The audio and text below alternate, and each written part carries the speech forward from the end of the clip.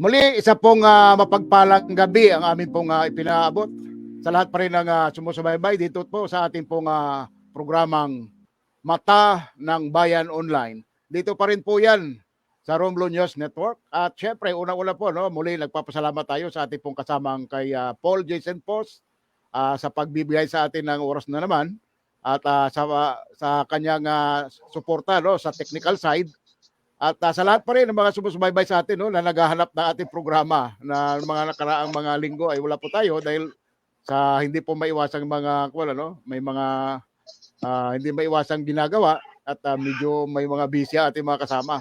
Pero sa oras po ngayon, tayo po ay live na live pa rin dito pa rin po sa ating pong programang Mata ng Bayan Online. At sa lahat pa rin po ng mga sumusubaybay dito, ngayon pong gabi ay marami po tayong pag-uusapan sapagkat naipon na po yung ating mga paksa na mga pag-uusapan natin. At siyempre dahil marami tayong pag-uusapan ngayon, siyempre hindi mawawala yung ating partner siyempre sa kabilang linya. No? Siyempre mula yan sa Far View na tinatawag ang ating partner dito, si Wilson Portaliza na nasa kabilang linya natin ngayon. Partner, mukhang live na live ka ngayon sa barikada ng Sibuyan. Mukhang masaya ang iyong kwan ngayon. Madami tayong pag-usapan. Kumusta na? Go ahead. Magandang gabi, partner.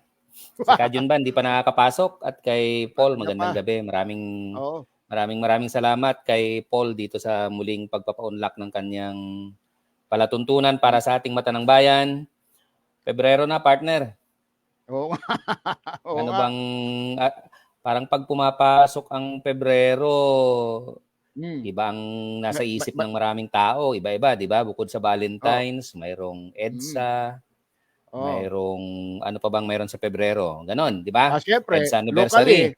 Meron pala tayo. yung dapat hindi nakakalimutan, no? Na isang okasyon na nangyari ng Pebrero dito sa atin at yan yung nasa background ko, partner. Salamat sa larawang pinadala ni Jojo Gutierrez ang madalas magdokumento ng mga nangyayari doon sa barikada sa Sibuyan, ano? Always present yan si Jojo. Always present. So nung nakikita niyo po sa background ay ibang itsura na ng barikada, no? Ngayon. Yan po ay malaking bahay kubo na. Pero nandyan pa rin, regular pa rin pumupunta dyan yung ating mga kasimanwa sa Sibuyan para patuloy na bantayan yung barikada laban sa mina dyan. So maligayang bati po sa inyong unang taong anibersaryo nitong barikadang ito na hanggang ngayon ay isang matagumpay na imahe ng pagpapatigil nung tangkang pagmimina dyan sa Sibuyan. Magandang gabi po dyan sa inyo. Subaybayan niyo po itong programang ito at tatalakayin natin ang ilang updates mamaya kung may makakarating si Rodney mamaya, ano?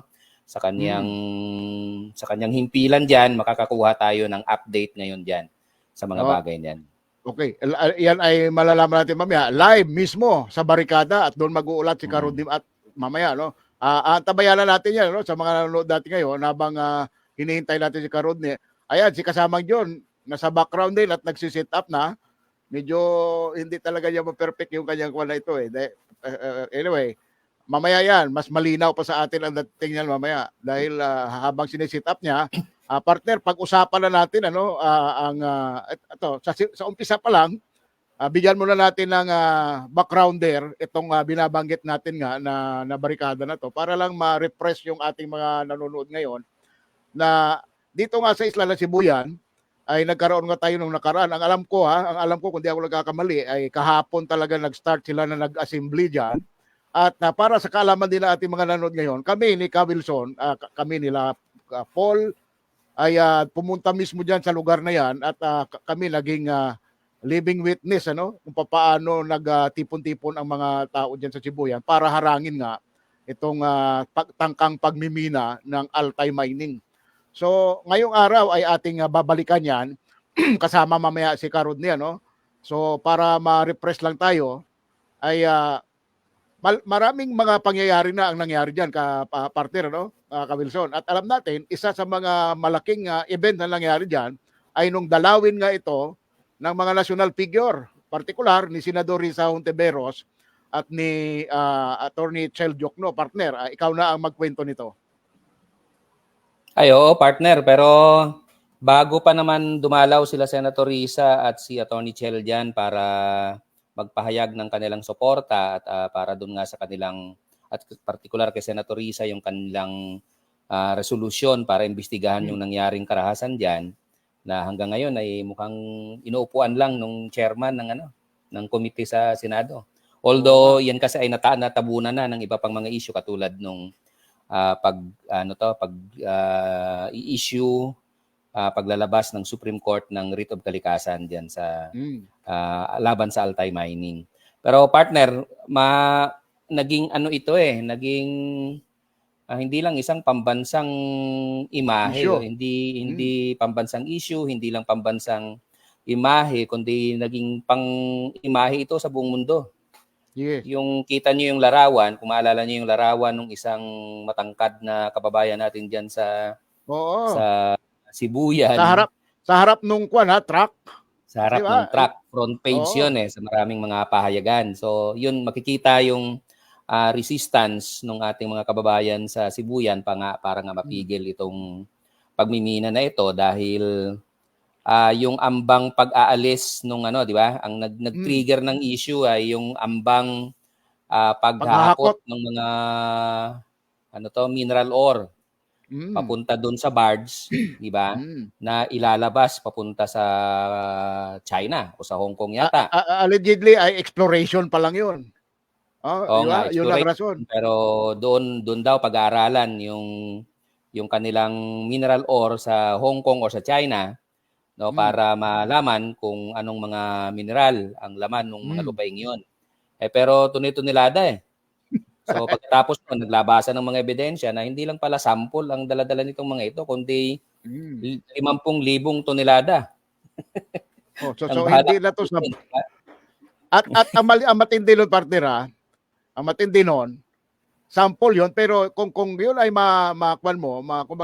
magiling na, ay kung magkaroon na yun ng ma-process na siya, bilyon ang halaga. Yun nga sa kwento, sa kwenta na nila Karodni mismo. Bilyon. Saan ka nakakita ng exploration na may bilyon ng halaga yung kanilang pinaghahakot doon? Kasi sino nga hindi magwawala doon ng mga tao, di ba? So yun, isa pa partner, di ba? Isa pang naging malaking issue dyan. Bakit biglang may tumubo na pantalan? Yan. Na hindi nakita mismo ng mga opisyal. Nakikita ng mamamayan ng San Fernando, pero anong tawag dito? Hindi nakikita ng mayor. Oo, parang anong tawag dito? Parang isang mahiwagang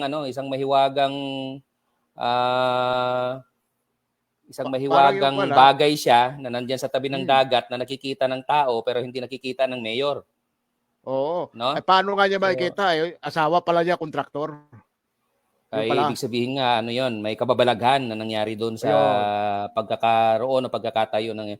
So, nagsama-sama na itong mga isyong ito, kabilang na nung huli, partner, di ba, kung maalala mo, una, walang permit yung pagtatayo ng pier, walang permit yung paghahakot although may permit daw yung paghahakot nung pagtransport ng mineral ore, pero sabi mismo ng DNR, hindi sinunod lahat ng mga proseso, di ba? So kaya nag-issue ang DNR ng cease and desist order. Kaya natigil yung paghahakot, no? Pero yung pagkatigil ng partner, hindi lang doon nagtapos muna, at in fact, di ba, pinilit pa rin nila nung Altai na ilabas pa rin to the point na may nagkasakitan na. Yun na yun. Di ba? Kaya nga partner, di ba? Kaya nung nagkasakitan na, saka rin naman kumilos ang DNR kasi bukod kay Mayor, bulag din yung DNR dati Di ba? Di rin nila alam na may nangyayari palang ganun Di ba? So nung nagkagulo na media nasa social media national media sa international media saka kumilos si DNR. Ay, hindi pala kayo sumunod sa ganito. So, desist muna kayo. Tumigil muna kayo. Yun, natigil, partner. No, pero may nakalabas na, di ba? Meron nang nahakot na sa loob ng barge At meron nang naitambak doon sa pier na mga mineral ore na ililipat na lang sa barge. So, yun ang ano. Nakita natin Yun ang- mismo, di ba? Tambak talaga. Ang taas-taas ng tinumpok doon, ha? Mga 4 na tumpok yata yung nandoon. Tinabunan na lang nila ng trapal, eh. Di Kaya ba? nga, partner. Tapos, di ba, nakita natin na yung itinambak doon sa may pier, ay tsak galing doon sa nauka naman na parte ng gubat, di ba? Na nakita naman ng drone shots, di ba? Nakita naman ng yung video at mga larawan ng drone shots na yung lupang dinala doon sa pier ay galing pala doon sa ibabaw, Doon sa, no? oo. Sa hinukay At- ng mga lupa sa Hmm. na may mga puno at siguradong may mga punong naputol o pinutol para lamang mahukay yung mga lupa na yon. Pero kung tanungin mo yung Altay, wala daw silang pinutol, eh. Wala ka daw makitang pinutol na puno doon. Yun ang rason ng mga animal na doon, eh. Wala daw. Ay, pag- Technically, wala kang makita. Kasi Wala wala kang kang makita pinutol kasi na naiwan, nahukay eh. na eh. Hindi, binakho, Nahu- eh. Kaya nga, wala kang, paano, wala diba? kang makikitang putol na puno pero may makikita kang malaking uka. Yan. Ang, Kasi ang, nga, mat- bakho ang ang, ginamit. ang matindi doon, ang hindi lang nila na-anticipate, lahat ng puno doon sa lugar na yan ay naka-GPS. So, nung tanungin natin ang DNR, so bilang nila kung ilan ang nawala doon. Yun lang ang hindi na-anticipate itong mga anti-mining. Nakapanayan pa natin, partner, yung dating ano dyan, diba? Yung dating official, retired na Oo. DNR official na nagsasabing ay hindi tama yung ginawa doon sa anong yun. Doon Yes. sa proseso ng pagputol ng mga puno para lamang makuha yung siyempre ang rason lang lagi ng Altay doon sa ano, wala silang mali, wala silang ginawang labag sa batas dahil daw sila ay may permit. Sila ay may Yan. lisensya. 'Di ba? Matapos itong malif yung order ni Duterte nung bago siya bumaba sa poder ay pwede nang mag-resume ng operasyon yung mga mining companies na apektado dati ng mining ban nung panahon ni Gina Lopez. Tama? Yes. So mayroong yes. bagong executive order si Duterte noon na ipinalabas para i-lift yung suspension na yon at yun ang naging dahilan para makapag-operate yung Altay ng kanilang matagal ng planong pagmimina diyan sa Sibuyan. Okay. So, exploration. Anyway, partner, ha, andito lang si kasamang Jun, ha. Ayan lang, gwapong-gwapo na uli at nakasitap na. Kajon, ikaw ay bumati muna sa ating mga nanonood ngayon, ha. At namimiss ka na nila, go ahead. Magandang gabi, ka Wilson, partner Awe. At sa ating mga tagapakinig, ngayong gabing ito, siguro masaya itong ating talakayan ngayon. Kasama si Ka Wilson, eh. Siyempre. Siyempre, Saka ang ganda ng anniversary boses ngayon, mo, Kadyo, eh. ng barikada sa ano? Oo nga, sa Magdiwa, San Fernando. Yan ang una naming pinag-uusapan kaya kung ano mang memorya o recollection diyan sa utak mo na naiwan tungkol dito sa isyung ito ay hukayin mo ulit, no? Hukayin mo ulit at pagkwentuhan natin. Sariwain mo. Dahil magandang i-celebrate ito eh. Parang dapat ang sasariwain ko diyan ay ako'y nagtataka kung bakit hindi alam ni Mayor ng San Fernando na mayroon palang ginagawang diyan, pier. Yeah. So, very controversial, no, itong pier na to. Kasi nga, sabi nga natin, mukhang si Mayor na lang din nakakaalam na may pier doon sa lugar niya. Lahat ng tao doon alam na, eh. Yun ang pinakamabigat. Ang pinakamabigat doon, hindi niya makita-kita ang nag-operate at naggawa ng pier ay kasama niya sa bahay niya. Hindi hirap pati, hindi niya nakikita. Ay kasama niya mismo sa bahay niya yon. Saka yung mga truck yata doon din gumagarahe sa kanila. Very controversial. Hindi, siguro magandang tema nga nitong ating itong pag-uusap natin, magandang tema ay celebration. Kasi hanggang ngayon, nandiyan pa yung barikada. Yung background ko, Kadyon, kita mo naman, isang magandang kubo na ng barikada. Yung dating parang naging tourism site pa yan dyan dati nung magkaroon ng pagkatapos ng pero ngayon mayroon ng bubong, nakita mo naman dahil nga araw-araw pa rin siyang tinutuluyan ng mga tao para ipakita yung continuing struggle, continuing fight against mining. So isa na itong simbolo na ito ng resistance na hindi na mawawala sa memorya ng mga tao sa atin sa Romblon. At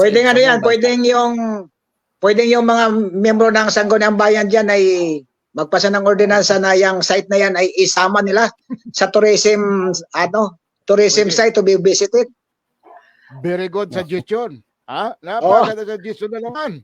Yan lang sinasabi. Kung dito pa si Doc Ayek, di sana, mas marami pa suggestion lalo ang mabibigay natin dyan. At saka ka, Wilson, partner, kasama John. Para sa inyong kaalaman, ngayon, presently, kung makikita mo na ngayon yung barikada mismo, punong-puno na ng mga murals yan dyan. Magdaganda ng mga paintings dyan. Ang dami ng mga murals na nagawa ngayon dyan. Kanina lang nakita ko sa post ni Jojo Gutierrez, no? Ang gaganda at saka dinaya. At ngayon, para sa kaalaman nating lahat, ng mga nanonood dati lalo na, may ongoing ngayong concert dyan na ginaganap sa lugar na yan ngayon. Kaya nga si Rodney papunta na roon at doon siya mismo magla-live ngayon pagka makakasama natin at pag nag-sit up na siya, dyan mismo siya sa location, manggagaling. So, partner, ongoing ngayon yan. nakita ko yan sa Facebook post ni kasamang Danny Fabella. Kabats ko yun eh. Oo. Batsmate ko yun si kasamang Danny. Siya rin yung sa Musikang Bayan ngayon. Siya yung main artist dun sa Musikang Bayan. Sila ngayon yung nagdaraos o naglulunsad yan ng pakonsyerto. Maganda naman yun para nga hindi natin makalimutan at wag nating kakalimutan na itong laban na ito ay hindi pa tapos. Naka-TRO lang ito, naka-writ of kalikasan lang ito, anumang oras at depende sa mga pagkakataong nangyayari, mga bagong development sa ating political situation at sa iba pa, ay maaaring yung barikadang ito ay maging simbolo ulit ng panibagong mga aksyon dahil nga hindi pa naman nawawala, no? Hindi pa nawawala yung banta ng pagmimina. So, isang taong isang taong temporary reprieve pa lang ito. So, kaya tama lang na nandyan yung simbolo ng barikadang yan at mananatiling barikada yan dahil hindi pa tapos ang laban. Okay. So batiin ko muna yung mga nanonood sa atin dito sa aking isang coverage kay Toto, kay Sir 14, Sir, maraming salamat sa suporta. Kay Jerome Tornea na taga Sibuyan mismo ito pero nasa ibang bansa ito eh. Kay Madam Susan Pactor nanonood sa atin ngayon. At kay Manny Pamirunag, kapatid ito ni Mayor Nikon. Nanonood sa atin. Sabi niya pagkatugas-tugas ko Sabi niya, iwan ko kung ano itong matugas na sinasabi nito. Kay Roel Makatubal, yung barber ni Kasamang John, nanonood sa atin ngayon. At nakikinig kay Kasamang John. Ayun, batiin mo, John, yung barbero. Nakamute ka. Nakamute ka. Magandang gabi dyan sa ating mga kaibigan dyan. Kay Sir Tony Sarsona, nanonood din sa atin. Ang dami nating viewers pala. Hindi ko napansin. Kay Roel, Roel Reyes, thank you very much, Parikoy, sa iyong suporta dito sa ating ginagawang programa ngayon. Irekomenda natin ka Wilson kay Brother Rodney na siguro mas maganda igawa nila ng marker yung site na yun eh. Malaking marka naman na yung bahay kubo na yan. June. Baka maging building pa yan sa huli. Makakapasok si Rodney mamaya. Bukod ba dyan sa bahay kubong yan ay dapat ay magkaroon ng isang marble marker dyan. Simbolo ng pagkikipaglaban ng San Fernando dyan sa Mina dyan. Ganon ba? Nakaganon na kamay? Ganon ba ang ilalagay dapat doon? Siguro mga sa marmol. Isang kalak kasing laki ng plywood. 4x8 feet. Para malayo pa ay kita na kaagad. Para makita ni Mayor na malayo pa ay kita na niya yan. Para wala nang dahilan siya na hindi niya makita pero baka hindi pa rin makita. Kasi kung ampere nga ang laki-laki ng pier, hindi nga nakita eh. Hindi, baka kailangan ni Mayor salamin. Baka kailangan. Anyway, habang hinihintay natin si Rodney para mabigyan natin ng pagkakataon din. Kung maalala natin may unang pumutok, isisingit ko lang ito partner ka Wilson at Kasamang John. Unang pumutok ang issue kasi ng ASF dito sa Sibuyan mismo. So, hindi ko lang ina-upload ko sana yung napakalabo, hindi ko makita ngayon eh. Nandiyan ang report at kanina pinag-usapan namin ni Kasamang John sa ating programang Mata ng Bayan sa radyo natin Udjongan, yung issue na yan, hindi ko nga lang nakuha talaga pero may report nang ginawa si kasamang Paul tungkol dito na diyan nagsimula. In fact, ang San Fernando ay meron pero una siyang nawala na eh. At ang meron na lang ngayon ng existing ay ang Kahijukan.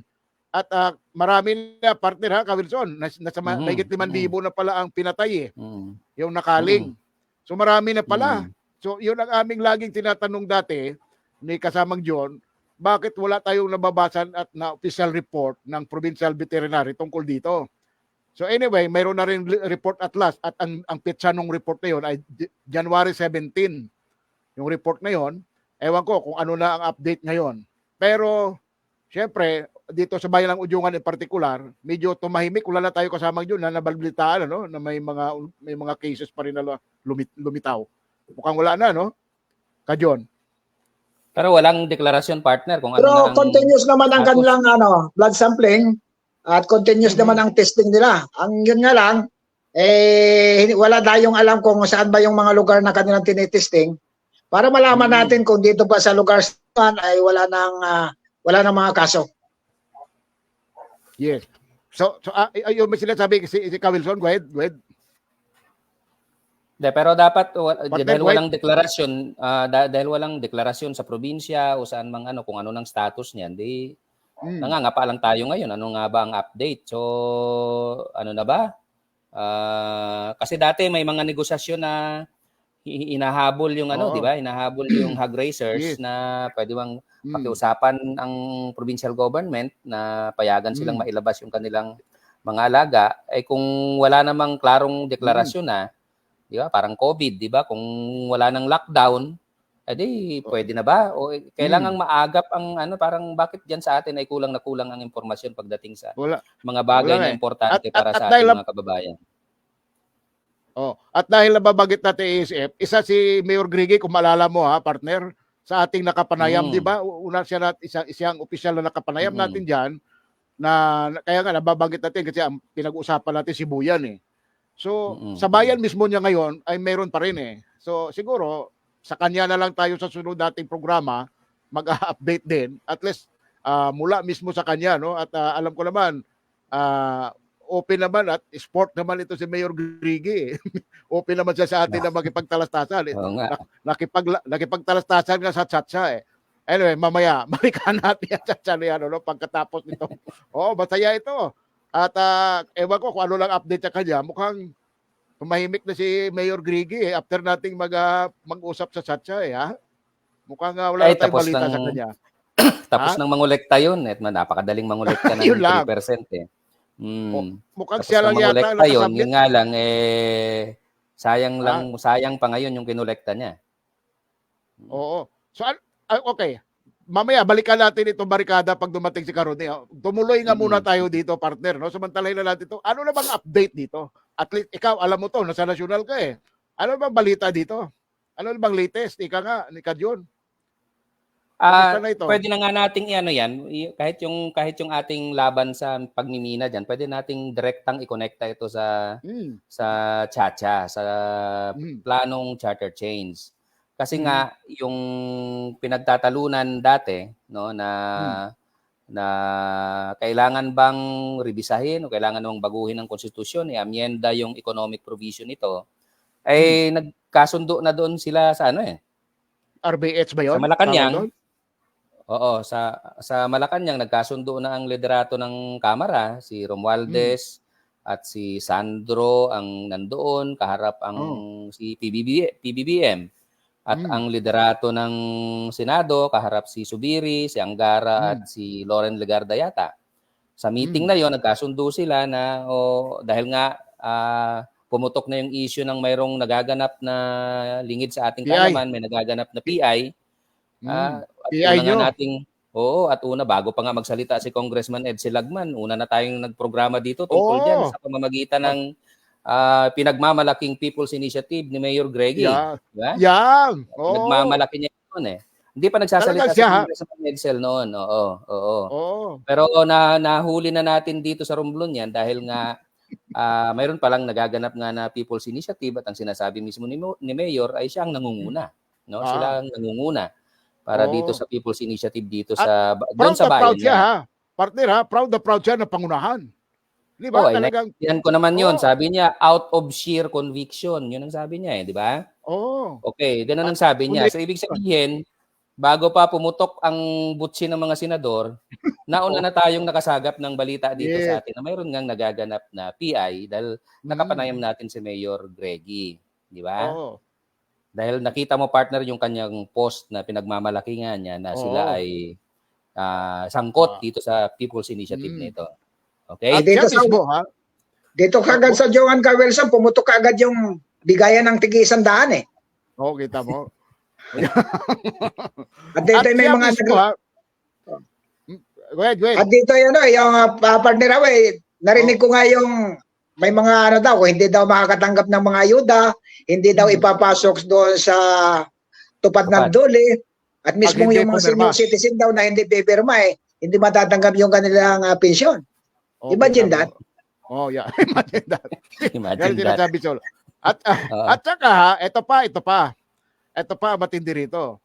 Talagang si Mayor Greggy mismo ang nagkuan sa atin ang kumbaga naghamon na kung pwede ba tayo kunong mag-program niyan, pag-usapan natin yan at imbitahan mo si Calindon Molino daw para makadebate natin. sabi ko naman, ay di okay. Sabi ko naman. So tayo talaga nauna. So ibig sabihin partner ha, Ka Wilson, talagang siya walang tago-tago kumbaga sa salitang unhan, wala palipod-lipod. Talagang harapan na ako tuloy nag-isip ako along the way ng ating program partner nag-iisip ako iniisip ko, hindi ba natatakot to si Mayor Greggy? Ay abogado ito. Hindi ba niya alam na bawal yung manguna sila? Hindi naman people's initiative yun Ay mayor siya 'Di ba? Ano ang naisip mo na time? Ikaw partner. Ano May naisip mo atas doon? Ha? May atas, mayroong Ayun. may nagpanugo, 'di ba? May Oh, nagpanugo, may utos. may utos, 'di ba? Oh, So yun. mayroong utos mula sa itaas, 'di ba? Mula sa Kamara, papunta sa congressman natin 'yan. At Papunta syempre, sa alam natin mayor. kung sino ang congressman ni Mayor. So dire-diretso si 'yan Kong kasi nga Budoy. kaya nga ang tawag ni Congressman Edsel dito ay congressional initiative kasi doon talaga niluto ito sa Kamara.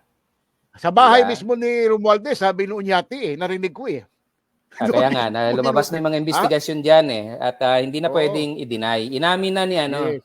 inamin naman na ni Speaker Martin Romualdez na kasi paano pa niya i-deny yun, naglabasan na yung mga litrato, yung mga picture. Sabi niya, oo nga, nandyan ako pero advisor lang ako.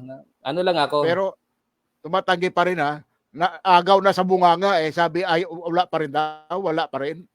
Naagaw na sa bunganga niya Oo nga. Wala. Ang tinatanggi niya ay Pambira, ano lang 'yon, ang papel niya ay advisory lang. Parang ganun lang. Nangunsulta lang sa akin 'tong mga tao pero dahil Speaker of the House ako, sabi niya ay pinagtatanggol natin ang kalayaan ng mga tao, ganun ang kanyang mga rason. Pero booking na. Hinugay ka mo. Anong tago pang gawin niya. Kaya nga, sabi nga natin, hinugay ka mo. Kasi ano mismo, 'di ba? Sa lahat naman ng magsasalita ay kapatid pa ni BBM ang nagsalita, si Amy, 'di ba, na kasama sa mga pangako ay proyekto na kakahalaga ng 20 milyon bawat LGU na mamumuno dito sa Basta't pinakamaraming makuhang kwan. Papirma, yun ang usapan. Pero in fairness partner, hindi ko alam kung yun ang nag-motivate kay Mayor Greggy, pero sabi ni Mayor Greggy sa ating panayam out of sheer conviction ibig sabihin malalim at mataas ang kanyang pagnanasa na kailangang baguhin ang ating konstitusyon kasi sobrang tanda na raw, 37 years old na raw yung ating konstitusyon, sabi niya. Diba? So kung ano man ang totoong dahilan diyan, yung 20 million ba o mayroon dahil ba inutusan o ano pa man, baka magandang maimbitahan ulit na ni Kaawi yan sa susunod na palatuntunan para makapaglinaw siya. Balikan. Pero in fairness partner, kasamang Wilson at kasamang John, talagang tahasan din naman sinasabi ni Mayor Greggy na wala siyang perang pinamimigay. Yun lang siguro ang tahasan niya sinasabi kasi open air in an open discussion. Sinabi niya, sa amin talaga wala kaming binibigay na pera. Sa ngayon, paniniwalaan muna natin siya. Sa ngayon. Pero baka may lumutang dyan na nabigyan, yun. Pagka naghamon ulit siya, o sige, harap ulit tayo, debate. Harap natin yon. Pagka mayroong lumutang na gano'n. So, sige pag lang. mga ganyang Kung issue walang na pera, walang baka wala pa. pag mga ganyang issue na walang involved na pera, walang ano, edi Sa para tingin naman mo nating ba, sinabing kikilos yun? kapag eleksyon walang lumalabas na pera. Alam natin yan, Sabi di nga natin natin ay nakakalimutan hinugay ng na, sabi nga 1,050, di natin ba? At din. mas marami pang perang lumalabas pag eleksyon. Ay, Ito hindi ito eleksyon. hinugay ka mo. Hindi ano Oh. yung mga tao ay Mas hindi lalo na ito basta-basta na walang kikilos gagalaw ng dito. walang kikilos na makinarya, walang kikilos na mga taong mag-iikot para diyan ng walang involved na pera kasi hindi ito people's initiative. Pag sinabing people's initiative, kusa yung mga taong magpipetisyon. Yes. Ito hindi. Ikaw ay nanliligaw ng tao para pumirma. Di ba? Parang eleksyon. O kaya mas lagpas pa sa eleksyon dahil hindi naman boto ang binibili, pirma mismo eh. Hindi. Ang Pirma binibili. na. Di ba? Sa boto kasi hindi mo pa Yes. makikita kung ikaw ay kung susunod talaga yung tao o hindi eh, di ba? Kasi sikreto yung balota. Pirmado. Ito, pirmado. Kailangan pang basahin At yung i-verify kailangan ka pang pati. basahin yung provision. So At mas i-verify komplikado yung ito nagpirma kaysa talaga.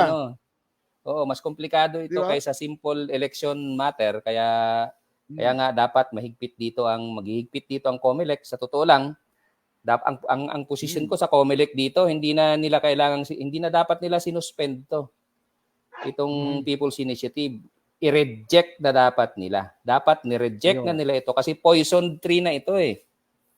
Hindi mo na pwedeng Ang problema, i-correct, hindi mo partner, na pwedeng baguhin, di ba? Yung pinagmulan nitong problema- ito ay may lason na bagay. ang problema nito, partner, 13 billion yata ang dito, pinag-uusapan eh. Baka hindi basta-basta yun nila i-reject, ha? Di ba? Kinargahan sila ng 13 ba? 14 billion. Tapos 13 ngayon, sabi ng billion COMELEC, wala sa... ng pera. pero walang nangyaring deliberasyon doon. Isiningit sa Bicameral Conference Wala. Committee. Sa BICAM. Walang nakapansin. Ayun, isa pa yun. Kasi So, patagong kasi alam mo yung wala ba talaga BICAM nakapansin? tawagin. Sinadya rin. Yung Bicameral Conference Committee ng Congress. Diyan ginagawa ang pag-reconcile nung dalawang batas. Conference. Halimbawa, or kaya budget, no? Dahil may upper house at lower house tayo eh. Yun nga ang gustong baguhin itong People's Initiative na ito eh. So, yung Bicameral Conference Committee, magmi-meeting yan para mag-reconcile. Pero sa totoo lang, hindi lang sila nagre-reconcile. Yes. May naisisingit sila. Itong 13 billion budget para sa COMELEC ay naisingit nila.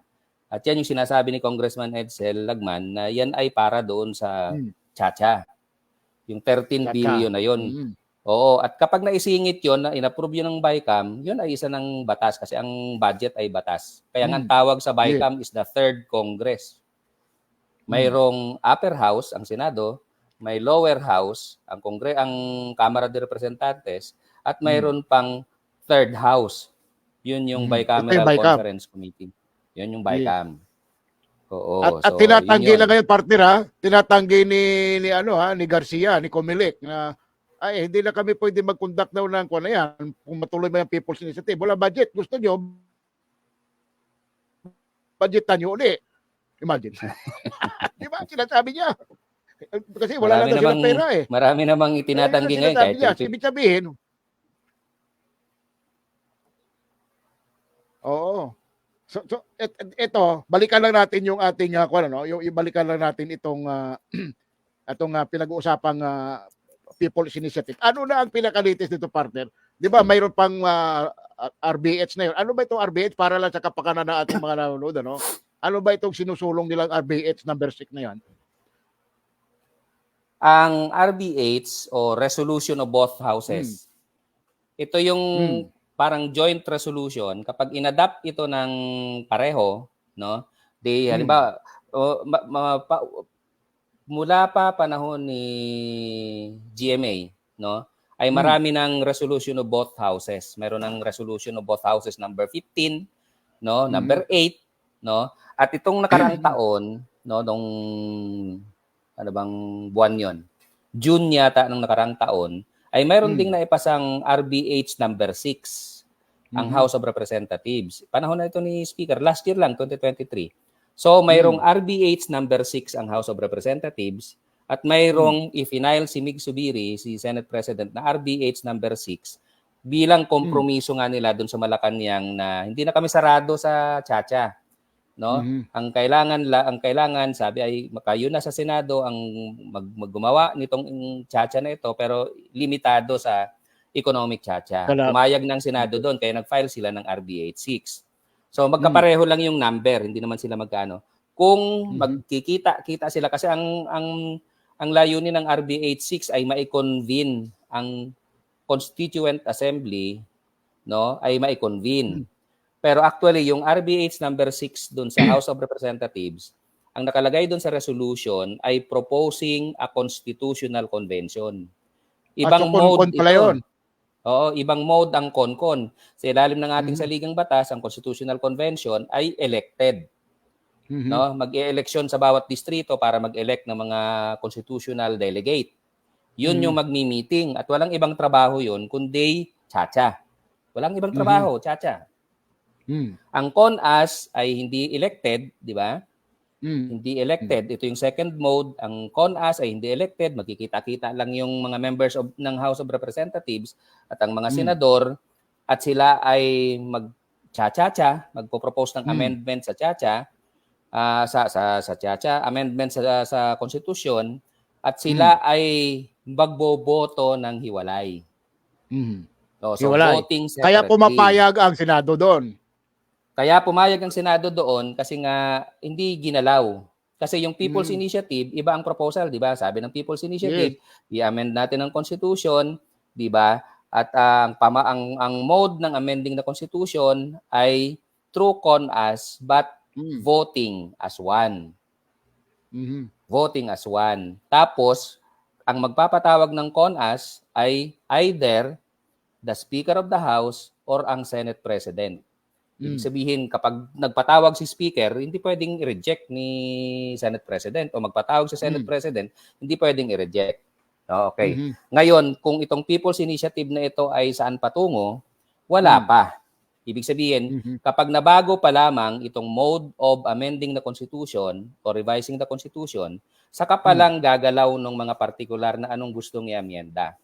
Pero pag nailusot ang People's Initiative, at dun takot na takot ang mga senador, pag nailusot yung People's Initiative, bukas na lahat. Nabuksan na yung nabuksan na ang kandado. Ibig sabihin kapag nangyari na yung PI, magko-convene na ng CONAS. Yun. At pag Kasi wala na magagawa, approve na sa PI eh. Pag nag-convene na ang CONAS, voting as one na sila. So anong nangyari? Ay disempowered na ang Senado. Kasi 24 lang sila laban sa mahigit 300 congressman. So doon nagalit ang mga senador. Kasi sabi ng mga senador, kung magpapalit kayo ng pangalan ng kalsada, magpapalit kayo ng pangalan ng eskwelahan, kailangan nyo kami. Tapos kapag mag-aamyenda tayo ng konstitusyon, sasagasaan nyo lang kami. Di ba? Ganon ang kanilang argumento ngayon. So mayroong elemento din ng self-preservation bilang institusyon itong mga senador dahil ang tradisyon sa paglikha ng even ng local at national laws ay bicameral. Di ba? Hindi unicameral. Di ba? Tapos dito kapag inamend ng People's Initiative, magiging isa na lang tayo. So mangyayari, parang sinabi nyo na i-abolish natin ang Senado. Kasi ang layunin nyo naman kung bakit nyo pag-iisahin yung ating boto, ang layunin nyo naman ay sagasaan lang kami. So ano pa?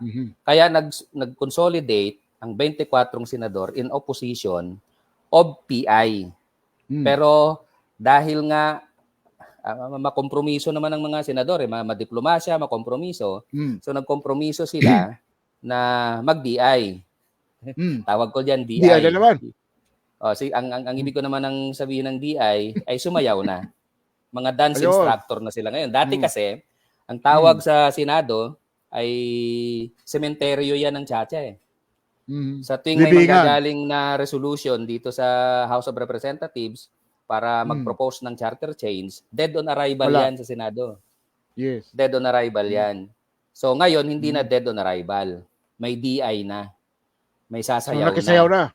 Kaya lang, dahil nga preservation ng institution, no, hindi sila papayag na galawin anuman na may kinalaman sa political governance o political structure. So nagbubukas sila sa economic tsa-tsa, pero hindi sila magbubukas anytime dito sa political changes. Ang tanong partner, ang tanong ko dito, gaano tayo kasigurado at gaano naman kasigurado ang Senado na hanggang doon lang sa economic provision nga ang gagalawin nitong mga kongreso? So ano ang panghahawakan nila? Baka mamaya pagka pumayag sila, baka mamaya tsaka naman sila nilampaso pagdating ng oras. Paano ang assurance na hindi magtuloy doon sa political provisions ang gagalawin nitong mga kongreso? Doon nga sila natatakot yung mga senador. Yun. Doon sila takot na takot kasi nga once mabuksan, once magkita, di ba?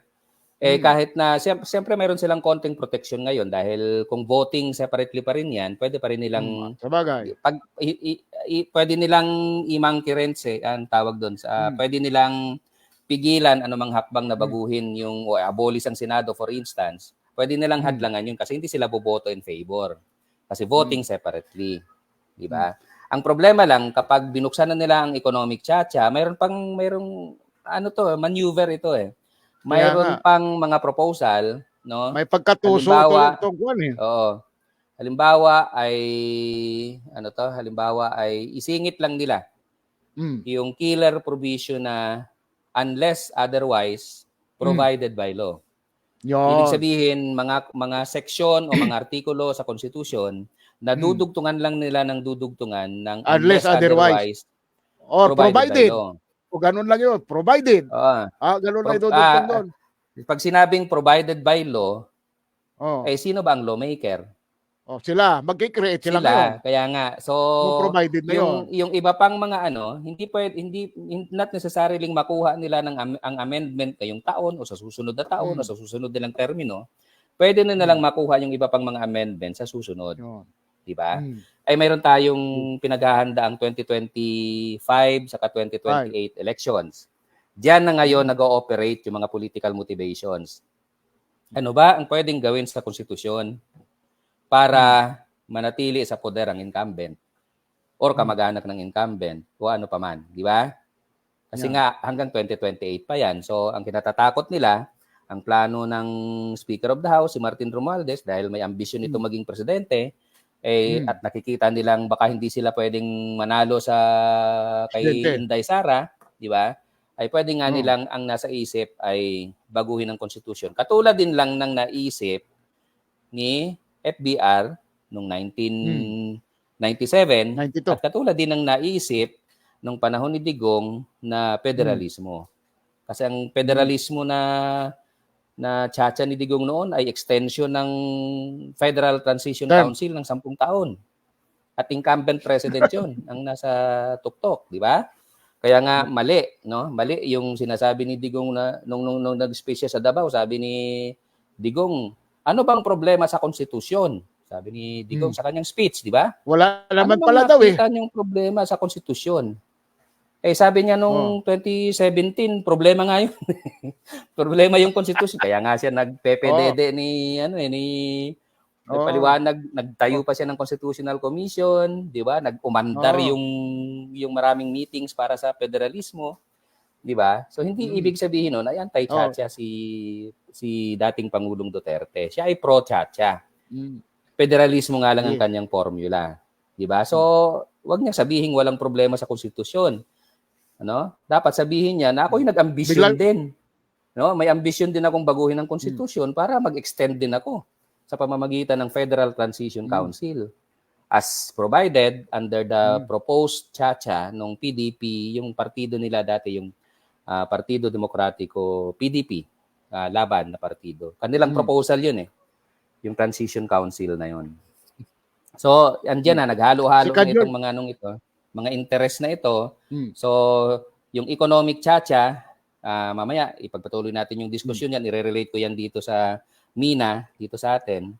At yung mga pwede pang mangyari, stalemate ngayon Nasa state of ngayon, na state of ang tawag dito, interregnum, parang nag-aabangan kung sinong gagalaw at sino ang magtatagumpay dito sa bawat galaw na ito. Status quo. Ah, Status quo. Para gano'n. Hindi. Ang nangyari na ngayon, Hindi rin. ang Senate ay magpapahiring na raw sila next week para sa RBH 6 nila sa kondisyon na titigil yung ay titigil yung People's Initiative. Ay nakakakuha naman sila ng mga report na nagtutuloy-tuloy lang yung People's Initiative. Tapos yung suspension ng COMELEC ay suspension lang. So ano yun, threatened talaga sila kaya pwede silang magpahiring o hindi magpahiring, no? O kaya ay mag-ano talaga sila, magbangga ng todo kasi lumagpas na nga sa Chacha ang issue, di ba? Nasa ano na tayo nasa fentanyl at pulburon na tayo So lumala palalo yung wala nang kinalaman sa Chacha yun Wala Pero na. Nagpersonalan na yun. Oo, nahaluan na nitong mga political na bagay na ito na alam naman natin ang pinagmumulan. Parehong issue ng self-preservation at issue nung paano sila mananatili sa kanilang kapangyarihan lagpas doon sa mga terminong nasa kanila ngayon. So ang Chacha ay isa lang dito sa paraan. Mga paraan lang itong charter change. Ang totoong nasa likod nito ay kapangyarihan. Political change talaga. O paanong mananatili o paanong babaguhin ang paraan para mapanatili sila sa kapangyarihan o kaya mabago ang sistema para magkaroon sila ng tsansa na manatili sa kapangyarihan o makuha ang kapangyarihan sa susunod na termino beyond their term today. Okay. Andito na si so, partner, Karodny. andito na si Karodny ha. Karodny, magandang gabi. At batiin mo muna yung ating mga nanonood. Kanina ka pa namin hinihintay. Go ahead. Ay, magandang gabi. Sadya ang gabi, maadong gabi sa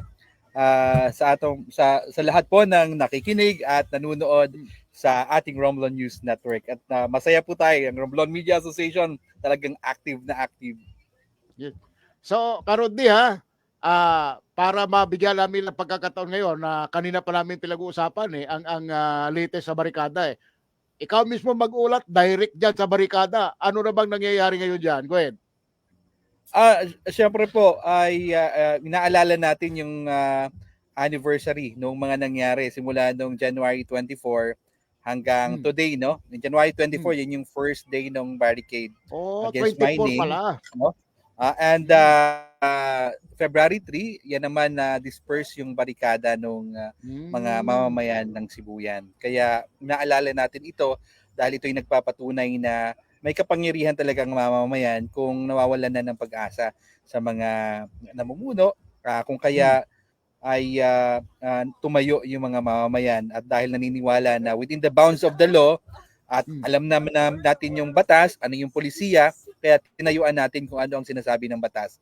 Kaya ito'y napatigil ng DNR.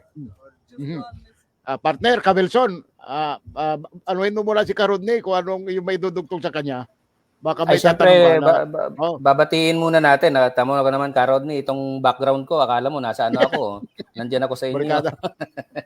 Nakuha ko lang yung picture na yan kay Ka Jojo kanina. Congratulations doon sa pamumuno at pagpupunyagi para mapanatili itong resistance dito sa pagmimina. At ikaw naman ang icon dito sa ito, kasama yung ating mga leader diyan ng iba't ibang samahan diyan sa Sibuyan. At syempre, yung pagkakataon na ito ay dapat lang hindi lang kundi sariwain kasi hindi talaga tapos pa yung laban. At ang magandang balita ay malakas na yung internet nyo diyan sa barikada dahil dati wala internet diyan. Wala signal. Hirap na hirap tayo diyan sa to. So magandang balita na mayroon ng malakas nandiyan kami mismo sa barikada at nakakasama ka namin. So malaking malaking pagbabago diyan. Anytime na mayroong kailangang i-report mula diyan papunta sa labas ay madali na nating makukuha dahil mayroon ng sistema. Mabilis na sistema kung paano. So congratulations po yan sa inyo sa bayan ng Sibuyan, sa ating mga kasimanwa. Kajon, kumustahin mo muna si Karodny. Nakamute ka. Ayun. Magandang gabi sa iyo, Karodny. Kamusta naman yung mga kahoy diyan sa minahan ng Altay? May tumutubo na ba ulit? Tinaniman po nila ng mga gabi. Hindi po namin nakita yung mga pinutol at mga binunot na punong kahoy nila. Gabi na? Sa ngayon ay magsisimula yung isang concert para sa kalikasan, karapatan at mamamayan. At syempre po, marami nagtatanong bakit Rodney, sa media ka, bakit bias ka? Yung media po, bias talaga, bias sa katotohanan. Yan. Oo, tama. Oo, tama yun. Actually, partner Awe, ako nagtataka lang dyan sa bayan ng San Fernando. Supposed to be, in fairness sa ating butihing mayor dyan, supposed to be siya ang nagbibigay ng mga pronouncement ng development dyan sa kanyang bayan. No, kung ano na ang kalagayan ng kanyang mamamayan, particular dyan sa pagmiminang dyan. Pero hindi natin, para bang wala tayong narinig na mga deklarasyon ng ating butihing mayor dyan kung ano ba talaga ang kalagayan ng pamimina dyan sa San Fernando. Bakit itong mga taong ito ay patuloy na nagbabarikada? Nagagalit nga siya dahil bakit ginaharang ang mina. Karode, ikaw na nga magpaliwanag yan.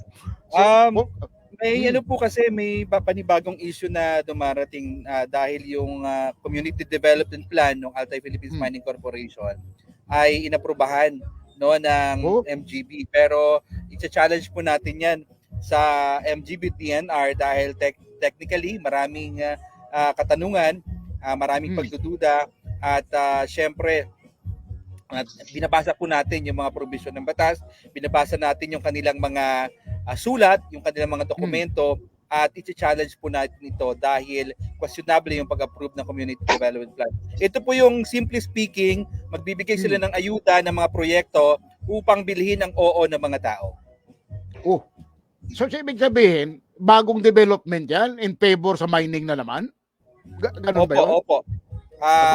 Ang pagkakaalam ko po ay tuloy-tuloy yung investigasyon pero yung Barangay Taclobo ay nagkaroon ng resolution na dinideny at nire-reject yung Community Development Plan. Kasi maraming panloloko ang ginawa, lalong-lalo ng pagbuo nila ng Sibuyan CSO Masikap na kung saan ay hindi otorisado yung mga pumirma doon ng mga miyembro ng mga organisasyon tulad ng mga farmers, ng fisher folks, ng mga indigenous peoples, ng women at marami pang iba. Kaya taas ang panloloko yung ginawa ng mga grupong ito, kung kaya i-challenge din po ito. At yung mga dates po, particularly yung mga technicalities nung pag-apply at yung pag-approve, marami pong question tungkol dito. So ibig sabihin na Karodni so parang simpleng sa brutal na usap, simpleng ginagapang pa rin talaga ang ginagawa dito particular sa LGU para mailusot pa rin talaga ba? Para ganun ba 'yun ang ibig sabihin? Ayun po, parte po ito nung kanilang exploration activities, At sabi po nga natin, yung exploration permit nila ay hindi suspended. Aktibo pa rin yung exploration permit. At parte nung kondisyones ng exploration permit ay mag-submit sila ng community development plan. Pero yung submission po kasi dapat may time yun, Yun yung challenge natin kasi hindi sila sumunod sa provision noong exploration permit at nung mga kondisyones ng MGB. Pero questionable din ang pag-approve ng MGB dahil dapat sinunod yung time frame, Kaya i-challenge natin sa ombudsman yung MGB. Ibig sabihin ay may prescription period yun na dapat sa loob ng period na yun dapat ma-comply mo yun. Kung hindi, expire ka na. Null and void na yung magiging request nila diyan.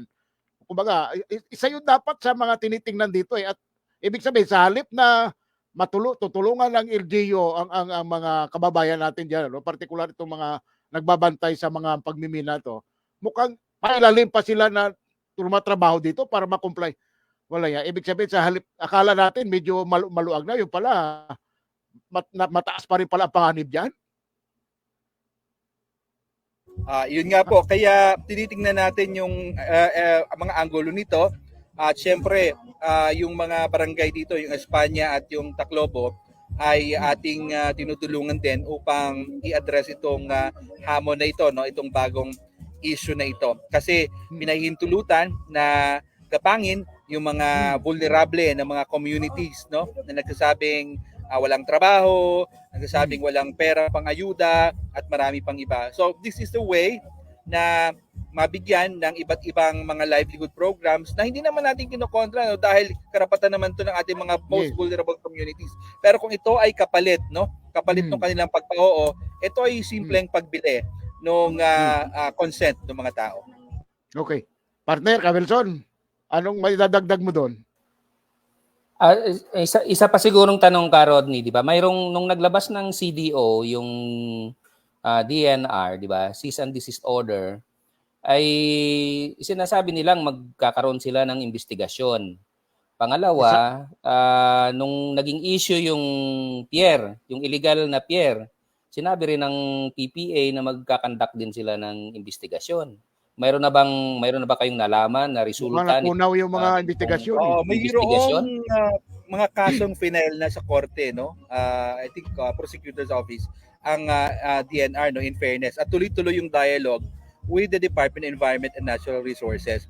We're thankful, no, kay Secretary Julio Loizaga dahil inopen up, no. Ito lang yung mining issue sa buong Pilipinas for the last 1 year na talagang inaccept talaga, inopen yung doors ng DNR. Pero alam naman po natin within DNR, no, marami pa talagang dapat tingnan dahil nandiyan pa yung systemic, no, na problema na marami nang umugat diyan sa loob ng DNR, at nung nag-usap kami ni Secretary Loizaga, ay isa rin sa kanyang objective ay yung repasuhin, tingnan yung mga empleyado din ng DNR dahil siyempre kung may mga mangyayari diyan, marami ang gagawin din, no, ng mga personnel and staff. Kaya nakita natin nagkaroon ng pagpapalit, no, ng mga regional directors at ng mga line agency directors.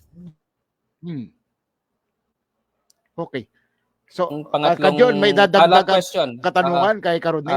Follow-up question, Karodni. Update sa writ of kalikasan. Sa pagkakaalam po natin, syempre una-una yung full update ay hindi dinidisclose sa atin kasi mayroong tinatawag na sub judice, no? Pero ang pagkaalam po natin sa ngayon ay magkakaroon ng hearing pa rin. So na-send yung mga ebidensya at as far as we know, itutuloy na yung hearing sa Court of Appeals. Okay. Doble pala diyan, Karodni, yung yung papirmahan pala diyan sa San Fernando, doble may papirmahan diyan sa tungkol sa mga pagmimina. Mayroon pa sa PI. Yan lang sinasabi natin. Go ahead, Karodni, ano masasabi mo doon? Ayun nga po, dinidiscuss din po natin itong yung issue ng People's Initiative, no? Dahil hindi talaga informed, no? Well-informed yung mga tao, dapat kinukonsulta ng maayos, no, hindi lamang pipirma. Pero yun nga, anong implication nito lalo na sa issue ng mining, ano? Marami ang probisyon na gagawin diyan. Halimbawa, papayagan kasama diyan yung pagpayag sa 100% ownership ng mga foreign companies sa mga pagmimina dito sa ating lugar. At syempre, kasama diyan yung pagbabago ng sistema ng ating pamahalaan. Pero yung tinitingnan lang po natin doon, dapat full transparency yung gagawin. At hindi lamang dapat pipirma yung mga tao dahil sinabi ng isang politiko o kaya sinabing bibigyan kayo ng AIX o kaya bibigyan kayo ng ayuda. Dapat ay informed consent at syempre pinag-aaralan ng maayos. Dapat may mga focus group discussions o kaya may mga fora na gagawin, ano? Ito ay simpleng pirma lang at kapalit ng kung meron mang ipapalit doon sa kanilang mga pirma. Nakikita ako Karodni, mag-aano lang ako, no, magdi-devil's advocate dito. Doon sa mga papirma, makakasigurado ba kayo na walang, kumbaga, hindi nagpapasingit doon ng ibang papel na, kunwari, yung mga gustong pumirma doon sa People's Initiative, may mga napapayag sila. Baka ba i-doble nila yung papel at yung pirmang pangalawa na yun na kanilang gagamitin para naman sa mining, baka palabas sila pumapayag na mga tao na magkakaroon ng mining. Hindi kaya may gano'n ng mga motibo dyan? Kaya dapat mapagmatsyag, ano? At dito sa Sibuyan at lalo na rin mga IPs natin, hindi basta-basta pumipirmahan. Even sa mga attendance sheet, no, malaya ang mga tao na magpahindi. At lagi namin sinasabi na kung pipirma kayo, dapat may heading at may watermark every page na ano yung ano yung event. Pero doon sa community development plan, no, ginamit yung mga attendance sheets at mga Ayun. photos noong mga umattend ng mga focus group discussions nila, even sa mga kabahayan at doon sa kanilang mga opisina at ibang mga venues. Tinanong namin yung mga pumirma doon. Ang sabi nila, inassure daw sila na hindi gagamitin yung mga photos nila, no? Naku po. Pero nakita nila yung mga photos nila doon sa community development plan at karamihan sa kanila nagalit at nabigla din dahil they were assured na hindi gagamitin yung kanilang mga pictures doon sa document, no, ng community development plan o ano pa mong document para sa mining. So, wala ba kayong plano na kung sakali mayroong isiningit doon, no, ng mga kababayan natin diyan na nakita mismo nila na kumbaga napatunayan na kasama sila doon? Kasi pwede mong i-withdraw yun eh. Pwede mong kumuha ng legal na na mag-affidavit siya na hindi siya kasama diyan at hindi siya pumapayag. May mga ganun ba kayong mga move na diyan na gagawin? Mayroong minutes ng meeting kasi ang Barangay Tacloban nagkaroon ng barangay assembly. In particular dahil merong ganitong klaseng sitwasyon, no? So nasa minutes ng meeting na mayroong nagsabi ng ganito at ganon at naka-document po 'yan. At sa Barangay Espanya, we expect na magkakaroon din ng same barangay assembly at ipatawag din yung mga pumirma at yung mga nasa photos kung talagang pumirma sila dahil pumapayag sila na bibigyan sila ng ayuda o pumayag sila na pipicturean sila at gagamitin sa isang dokumento yung kanilang pictures. Ayun. Partner ka Wilson, medyo ito delikado ito kay tuloy itong mga taga Sibuyan nating mga kababayan. May phobia na sa pirma. Partner. Oo nga parang parang naging kahinat na ng mga taga Sibuyan, ano? Para silang pinaglalaruan ng maraming kapangyarihan. Dapat nga siguro ang San Fernando magkaroon na ng bagong mayor, bagong mga opisyal ng pamahalaan para dapat napapanahon na. mapigil na ito, ano? Anyway, tama yung sinasabi ni Rodney kanina na pwede na nga nating ikabit directly itong issue ng pagmimina at itong nagaganap na inisyatiba para sa charter change. Kasi nga ang layunin, kung papakinggan lang yung totoo nilang motibo, bagamat may malaking motibo tungkol sa politika, ang lagi nilang sinasabi ay para lang sa pagbabago ng mga probisyon sa ekonomiya itong itinutulak na charter change. Pero tama yung sinabi ni Rodney kanina, noon pa atat na atat ang mga foreign capital na makapasok dito sa Pilipinas at 100% ay mag-ari ng korporasyon. Hindi lang korporasyon, partner, Rodney, kundi mag-ari ng lupa. No? Yan na lang kasi ang natitira eh. Lahat na liberalize na. So mayroon na tayong retail trade liberalization, mayroon na tayong Public Services Act na naamyenda, mayroon na tayong Foreign Investment Act. Sa mining, pwede ng 100% basta FTAA, no, yung kategorya. So wala nang masyadong bubuksan. Kaya ang natitira na lamang ngayon, no, na hindi pwedeng maging 100% owned ng foreigners dito sa atin, ay yung ilang natitira sa public utility katulad ng kuryente, tubig, transportasyon, no? Educational institutions, mass media, yan na lang ang natitira. Okay. Tapos, kapag inaral natin ngayon kung nasaan papunta ang maraming investment, at sa totoo lang yung pinaplanong Maharlika investment dati, ay dito pinagbawal na pumasok kasi sa extractive industries. Kasi dito papunta ang investment. Pagmimina. No, pagmimina. At ang Pilipinas ay isa sa pinaka-attractive na lugar sa pagmimina. No, ang Pilipinas ay number 6, no, sa mayroong naka-imbak na nickel resources sa buong mundo. Number 6. Kaya kung mayroon mang papasok na mga foreign investors dito sa Pilipinas para magnegosyo 100%, mag-ari ng lupa 100%, sigurado ko ang unang babahain ng mga investors na ito ay ang mining. Yun. No? Yun ang saklap. Ngayon pa nga lang, yung mga nagmimina dito sa Pilipinas, may mga foreign partners na ito eh. Di ba? Sa kaso ng Altai, mayroon tayong nakitang interest, Rodney, di ba? May Australia, may Canada, na mga foreign interest dito. Yan, ano pa, pag binigyan natin sila ng 100% na kalayaan, hindi na nila kailangan ng local partner. Hindi na nila kailangan sila Gatchalian, hindi na nila kailangan ng mga Zamora. Diretso na silang makakapagmina dito. At ang Sibuyan, Romblon at iba pang mga isla ay threatened nitong ganitong klase ng kapag binukas natin ang ating ekonomiya. ng maluwag na maluwag sa ganitong klase ng industriya.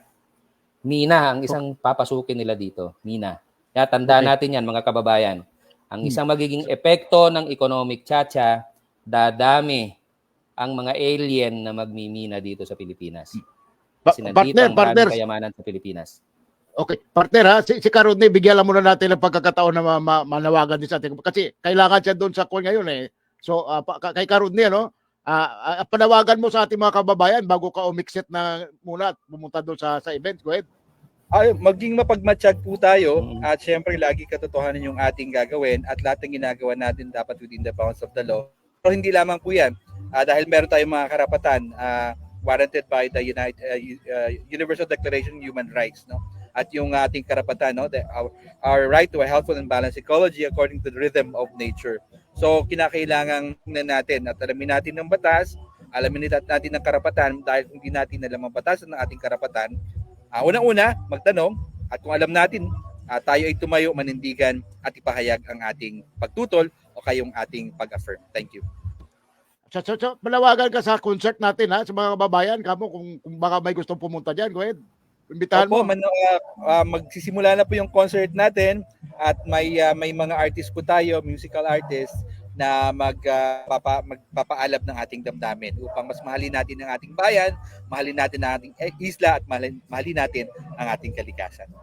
Sino-sino ba yung mga bisita natin diyan karon eh? Sino-sino yung mga nandiyan ngayon? Yung Musikang Bayan, no? Yung Musikang Bayan ay led by one of our kababayans din sa Ojongano, no? Si Mr. Danny Pabella, no? Ay yung kanyang grupo. At syempre yung mga local artists natin mula Kahijukan at mula San Fernando. Okay. Batchmate ko yan, si Danny Pabella. Kabatch ko yan sa high school. So thank you ha, Karodney, at i-update mo lang kami anytime sa activities. Thank you very much sa oras mo. Maraming salamat. Okay, Sige, babalik tayo Karodney, at pagka may mukhang oras. mahaba pa ang gabi ninyo dyan, ano? So maraming salamat sa pagpapa-unlock dito sa aming palatuntunan. At hanggang sa muli, makiki-update ulit kami dyan. Siguro hanggang bukas at kung saan mang oras, dahil palagi ka namang nandyan, ay update mo lang kami palagi dito sa programang ito. Maraming salamat. Iniwanan tayo ni Si Kadjo nawala. Ha? So tayo dala magtutuloy nito talaga. Anyway, so Anyway, dito bigyan lang natin ng update din natin mga kababayan. So ito ngayon ang nangyayari sa Sibuyan na yan ay ibig sabihin hindi pala talaga matatapos lang ito ng ganun-ganun lang. So with more reason na talagang dapat patatagin ng gusto itong barikada talaga. Kung ganun pala ang mga nangyayari pa rin. Oo, partner. With more reason Diba? na kapag natuloy pa ang chacha. Oo, isa pa yun. Diba? Kaya nga parang hanggat hindi ito natatapos tapos biglang nagka-chacha, ay di magiging mas madali na ang pagkuha ng permit, mas madali na ang pagkuha ng lahat ng mga bagay. Dahil nga, kaya nga nagchacha ang Pilipinas para magpasukan tong mga negosyanteng ito ng ibang bansa eh. Walang yan. Interrelated pala sa kung hindi pala, kung hindi natin sila iniingganyo dito, bakit pa magchacha? At kung iniingganyo natin sila dito, anong ino-offer natin na industriya sa kanila? Kaya nga. Yun Diba? na nga eh. No. Ay sigurado ako ang mina ay isa sa ino-offer na isa sa malaking industriya na ino-offer ng Pilipinas sa mga dayuhan. Kasi simple ang dahilan, wala daw tayong kapasidad na magmina ng sarili natin, kaya ibukas na natin ito sa mga dayuhan. Sila lang may sabi niyan eh. Hindi na lamang mga gatsalyan ang makakaharap natin dito sa mga isyong ito. Remember mga kababayan, na bukod sa Altai Mining ay mayroon pang 3. Di ba? Na applicant. Although hindi pa yan mga sigurado, marami diyan, dami lang ng mga dayuhan. Mayroon 3 pang applicant ng ilang libong hektarya pa diyan, di ba? Sa pagmimina. Nailabas na rin yan noon eh. So may active, di ba? May active applicant ng pagmimina sa Sibuyan, hindi lamang itong Altai. Sa katunayan, maliit pa na hektarya itong ina-applyan ng Altai. Mayroong mas malaking ibang mga applicant na pag pinagsama-sama yung application nila, mas malaki dito sa lupaing in-applyan ng exploration permit ng Altai. Altai, oo. So maraming threat, maraming banta ng pagmimina sa Sibuyan. At remember, sa Tablas ay meron din. Yes. Diba? Katulad ng meron sa Mindoro, meron sa... Kasi ang pagmimina, partner, mas sa isla nila gustong gawin o gustong gawin kasi nga hindi nila pwedeng gawin ito sa mga urbanized areas. Dahil may resistance malakas ang resistance doon. Di ba? Pero dito kasi sa mga isla, yung madali lang guyuin kasi ang mga taga-isla eh. Yun ang kanilang iniisip eh. Kaya nga, di Buti, ba? So, oo. sa isla ay maliit na ecosystem, mas delikado. Kaya Hmm. nga mali yung ating ano, hindi mali yung panawagan na o kaya yung ating pagtutol ay hindi dapat nakatuon dun sa lumayas kayo Sibu- dito, lumipat na lang kayo ng ibang lugar. Hindi, sinasabi natin, doon sila sa Jupiter. Yung ating sinasabi, yung sabi ni Judge Puha eh. Do your Jupiter. mining in Jupiter. Mm. Oo, Huwag oo, dito sa oo. atin. Mm. Pero alam mo, partner, may dugtong Hmm. ko lang yung ano, kung yung pagpapapirma ay ginagawa ng parang regular na sistema ngayon Hmm. para Hmm. lokohin ng masa, Yun nga. ay the more na kailangan nating ilantad na Yes. anumang inisyatiba basta't galing sa mga politiko, Hmm. galing sa Pagdudahan na. pamahalaan. Hmm. Hindi wala nang duda. Panloloko 'yan. Ganyan, wala Direktahan. nang duda, panloloko 'yan. Kaya nga si Oh, basta Comelec pirma. sabi ko sa Comelec, hindi dapat suspension ang ginawa dito sa People's Initiative. Rejection. Reject. Hmm. Oo, kasi paano mo i-correct yung maling pangangalap na ito? Yes, Paano mo pa yes. i-correct 'yan? 'Di ba? Tama. Mali na Hindi. yung proseso eh. Hindi mo Oo. na may tatama yun. Hindi Sa pwede simula kasi pa lang. sabi ng mga ilang eksperto natin, dapat ang People's Initiative ay anong tawag dito? Dapat ay kailangan muna ng information campaign. Hmm. Pangalawa ay kailangang may presence ng administered ng COMELEC. Hmm. Dito sa lahat Wala. ng nangyaring People's Initiative, wala, di ba? Nabulaga nga lang tayo eh. At sabi nga natin Oo. kanila, sabi mo nga, tayo ang una-una pa dito nakadali sa Romblon Kaya eh. nga, so Oo. ang pinakamalaking elemento dito sa nagaganap na People's Initiative para sa Chacha, at kung mayroon mang pagpapapirma na may kinalaman naman doon sa CDF, CDP, Community Development Plan sa pagmimina, Hmm. lumalabas puro ito panloloko. So Yun. siguro kailangang, sabi nga ni Rodney kanina, kailangang hindi lang mapagmatsyag, kundi dapat critical sa Yes, lahat yes. nitong ginagawang ganito. Dahil nga kung mayroong malaking elemento ng panloloko, ang Hmm. lahat ng ito, ibig sabihin, nagmumula ito sa masasamang motibo. Yes. Masama ang Yes. motibo sa nagtutulak ng pagmimina, masama ang Hmm. motibo sa mga nagtutulak ng Chacha. Ang mabigat nito, partner, nanggagaling mismo sa ating mga opisyal. Ito ang mabigat eh, na supposed to be. Hindi naman lahat kasi sa Palawan, ang alam ko, ang mga Palawan mga opisyal, may mga anti-mining na mga opisyal eh. Kung di ako nagkakamali, yung sa Batarasa ba yun? Yung isang mayor doon na siya mismo. Sa Brook Point. Brooks Point. O siya mismong nanguna eh. So okay lang pagka ganun sana ang opisyal natin. Medyo makakahinga tayo ng maluag. Sabi nga, pero dito sa atin, tayo mismo ay nangangamba sa opisyal natin na baka mamaya pasalisin na titirahin tayo lang ganun eh. Yun ang mabigat dito. Yun ang kabaligtaran ng sitwasyon natin eh. Na dapat, Oo, at di ba? ano yun, partner, parang ang pinakamasama dito yung kung nagiging regular itong ganitong bagay na panloloko, later on makikita normal na rin eh. lang ito ng mga masa na maging parang normal na bagay na lang Oo. itong mga ganito. Yun ang pinakamasamang Kaya- mangyayari sa ating lipunan dahil hindi naman tayo pinalaki, hindi naman tayo pinanganak, hindi naman tayo pinalaki, hindi naman tayo pinag-aral ng ating mga magulang o ng ating mga ninuno para lang maging ganito. Kaya nga. Di ba? Oo nga. Oo, yun nga. Yun Sinabi nga ng ating saligang batas ng konstitusyon na ang pinakamalaking prioridad sa programa ng gobyerno ay edukasyon. Kaya nga may pinakamalaking budget ay DepEd. Di ba? Swerte niya, no? Swerte ng DepEd ngayon, ha? Tapos ang nangyayari sa ibaba ay ganito lang, niloloko lang tayo ng ating mga opisyal.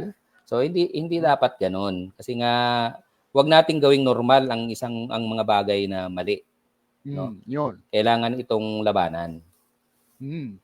At ang mabigat dito, partner, ha? Ito isa pang napapansin natin, sa halip baga na sa manggagaling sa ating mga opisyal yung edukasyon, yung pagbibigay ng edukasyon, ang information dissemination na ganito yan, dapat linawin kumbaga dahil sila nga opisyal na pinagkakatiwalaan natin, dapat sa kanila sana magagaling yung mga sasabihin na para ito, yung paglilinaw sa brutal na usap sa direktang istorya. Pero wala tayong naririnig eh. In terms of issue na, lalo na dito sa issue ng mining, dapat sana sa kanila magagaling na ito yan. Dapat may campaign sila na gawin na ganun eh. Para ang mga tao naman, hindi, partikular sa ating mga kababayan dyan sa Sibuyan. Kasi sa ngayon, ang napapansin natin, halos lahat na nakakausap ko, may phobia sa pirma eh. Pagka sinabi may papirma, ang susunod agad lang isipin, baka mining ito. Ganun agad eh. So, hindi rin natin masisi ating mga kababayan na mag-isip ng ganun. Dahil nga, Kaya nga iyon partner, di ba? kung si Mayor Greggy ng pinakamatalino nating nakausap dito tungkol sa Abogado pa yun. People's Initiative dahil abogado siya. Oo.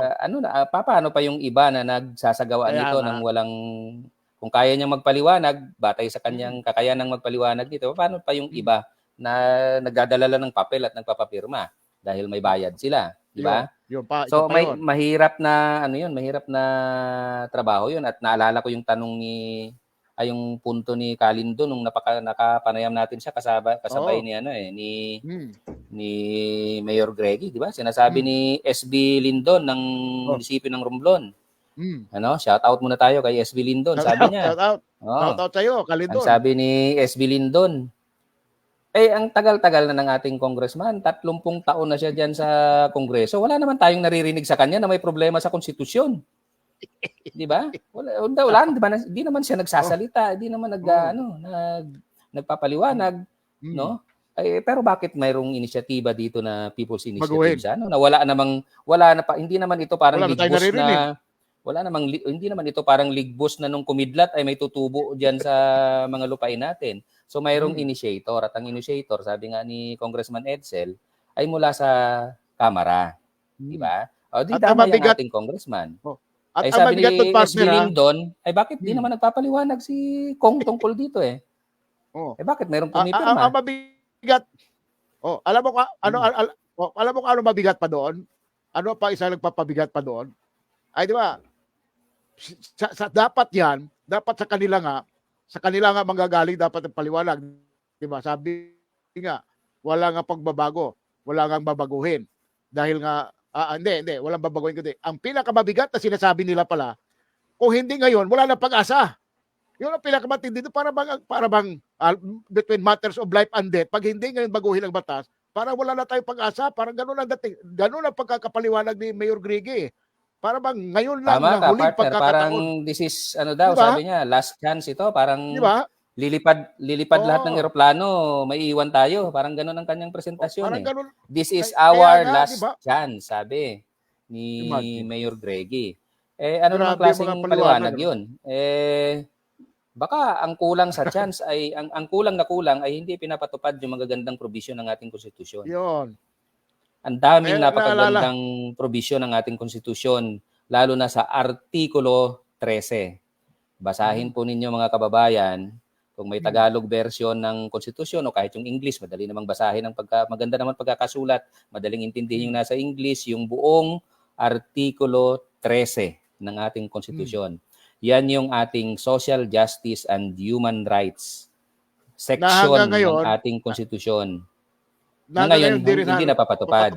Yan. Oo, nandyan yung living wage, no? Nandyan yung full protection of labor, nandyan yung karapatan ng lahat para sa healthcare, nandyan yung tamang implementasyon dapat ng agrarian reform, yung pangangalaga sa kalikasan, nandyan lahat, no? Kaya yun, hindi yun na ipapatupad eh. Tapos isisisi ang kasalanan natin ng bansang ito sa lahat na sa nakasulat sa konstitusyon. Oo. Partner, kayo partner. Ito ang last chance, sasabihin sa atin na ito ang last chance. Kaya nga.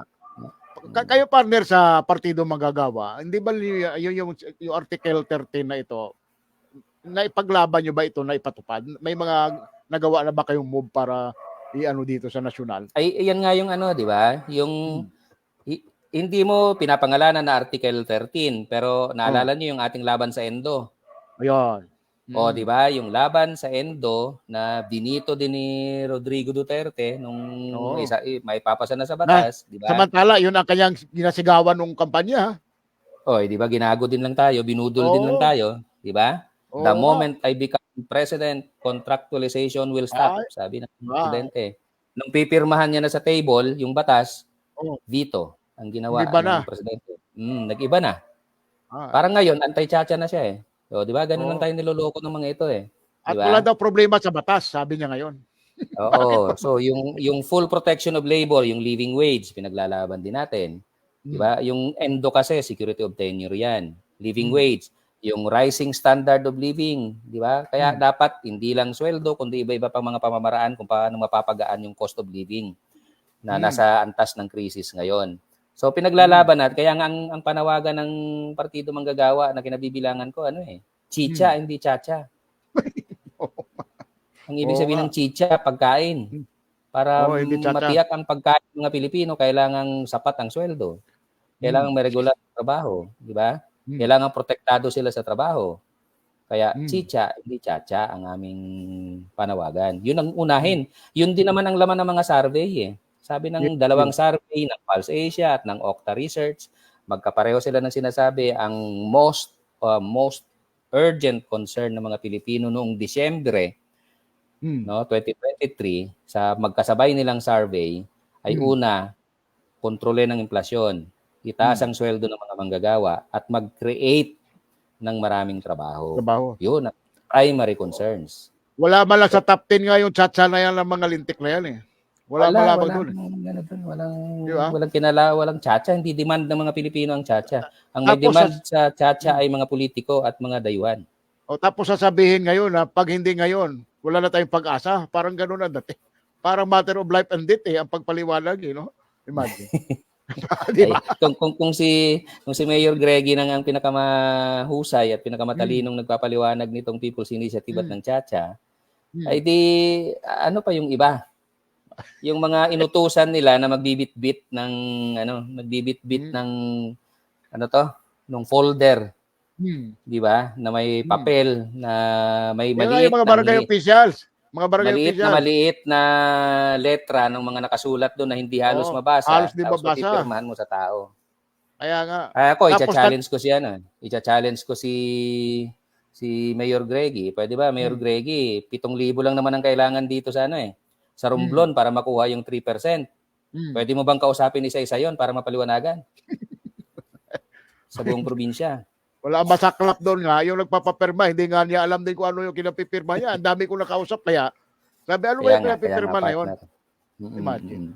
So, malaki ang problema natin. So, ang papel natin dito talagang malaki at hindi naman tayo titigil. Yun lang ang may papangako natin dito. Hindi tayo titigil naman. Hanggang tayo, partner. Narinig ko yung salita ni Karodni kanina na baka akusahan pa tayo na tayo ay bias. Oo. Ay, hindi ito issue ng bias. Hindi rin ito issue. Ang pagiging media ay hindi ibig sabihin non-partisan.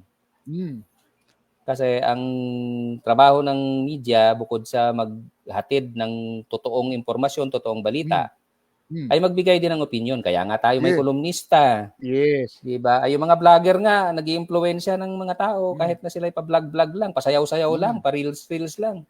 Diba? Ay, mas malaki ang obligasyon ng mga nasa media na magpaliwanag sa tamang impormasyon, magbigay ng tamang impormasyon. Bukod doon, ay magbigay ng kanilang mga opinion tungkol sa mga maiinit na usaping pangbayan. At pwede niyang ihayag dito anuman ang kanyang bias. Diba?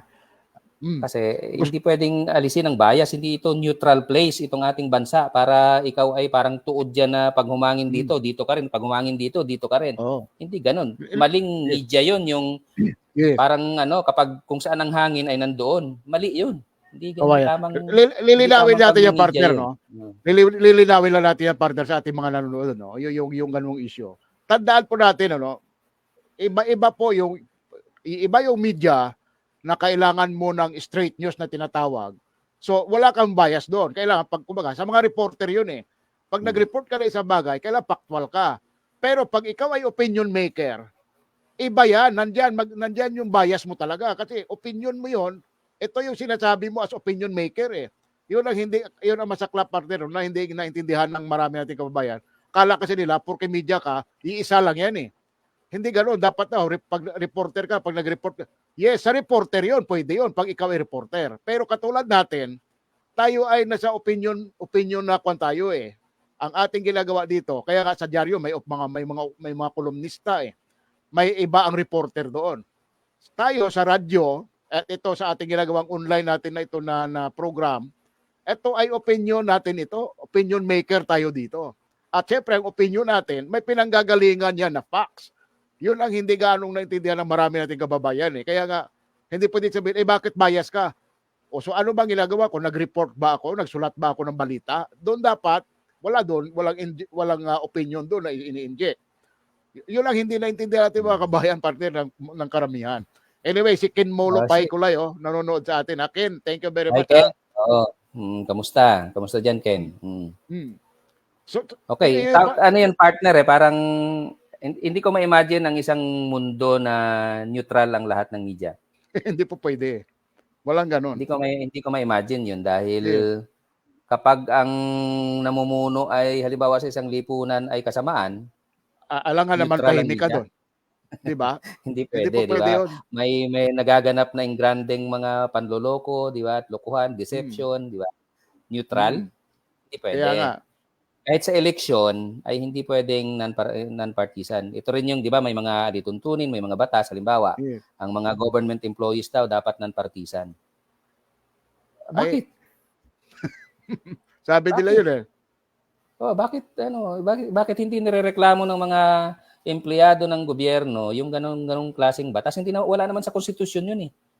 Wala naman sa saligang batas natin na ang mga empleyado ng gobyerno ay kailangan manatiling non-partisan. Yes, basahin natin ang konstitusyon kung nasaan yun. Rules lang yun. Wala. Ibig sabihin, order lang yun na kapag eleksyon, ay dapat non-partisan. Ibig sabihin, hindi mangangampanya, kasi nga, ang pinagmumulan lang naman nun, hindi magagamit ng administrasyon yung makinarya. Pero hindi totoo ba? Hindi nga nagagamit ng administrasyon ng makinarya, ay nagagamit naman ng pera. Yon. So parang lang panggagago lang talaga ng mahinusay. Masakit sabihin pero yun ang nangyayari. Para palabasin lang na kunwari ganun, para sa mata ng tao ay hindi ganun ang kwan. Pero sa likod niyan, sila nga masyadong gumamit ng makinarya Pati nga, sila nga talagang gumagamit pati. Pero mga rank and file lang yung pinagbabawalan Kaya nga. Di ba, yung mga empleyado ng gobyerno na nasa rank and file ay bawal ng partisan. Pero yung kanilang mga leader, partisan. Wala. Kaya nga. Palipat-lipat nga ng partido Di ba? So, bakit yung mga empleyado ay non-partisan, yung kanilang mga pinuno ay mga partisano. Palipat-lipat nga ng partido Di ba? So masakit sabihin, hindi dinuloko lang tayo Hindi consistent. Inahalin tulad ko lang yan, partner, doon sa mga katawagan na kailangan ang media ang nasa mass media ay neutral, kailangan daw ay ganito. Pag impormasyon, neutral lahat yun kasi impormasyon yun Yes. Scientific data yun Hindi mo pwedeng baguhin yung scientific, yung what, where, when, di ba? Pero pagdating doon sa why, di ba? Ibang bagay na kasi kanya-kanyang interpretasyon tayo diyan sa why na yan. Bakit nangyari? Anong nangyari? Anong konteksto?